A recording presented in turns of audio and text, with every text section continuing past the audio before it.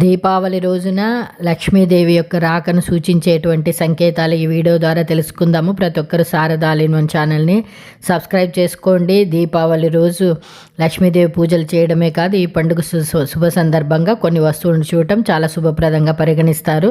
పురాణ గ్రంథాలలో గుడ్లగూబను లక్ష్మీదేవి వాహనంగా వర్ణించారు. దీపావళి శుభదినాన ఎవరైనా గుడ్లగూబను చూసినట్లయితే వారిపై త్వరలో లక్ష్మీదేవి యొక్క ఆశీస్సులు లభిస్తున్నాయని నమ్మకము. అంతేకాదు, ఎప్పటి నుంచో కొనసాగుతున్నటువంటి ఆర్థిక పరిస్థితులు మెరుగవుతాయి. సంపదల అధిదేవత అయినటువంటి లక్ష్మీదేవి దీపావళి సమయంలో మీరు కమల పువ్వును చూడటం వల్ల మీ యొక్క బ్యాంకు బ్యాలెన్స్ పెరుగుతుందని తెలియజేస్తున్నారు. దీపావళి సందర్భంగా మీరు కాకిని చూసిన, ఇంటి ఆవరణలో కాకి వచ్చిన మీ పూర్వీకుల యొక్క ఆశీర్వాదము లభిస్తుందని సంకేతము.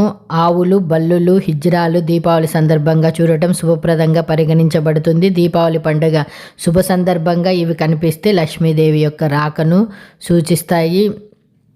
ఈ వీడియో నచ్చినట్లయితే ప్రతి ఒక్కరూ లైక్ చేయండి, షేర్ చేయండి, సబ్స్క్రైబ్ చేసుకోవడం మాత్రం మర్చిపోకండి. నమస్తే.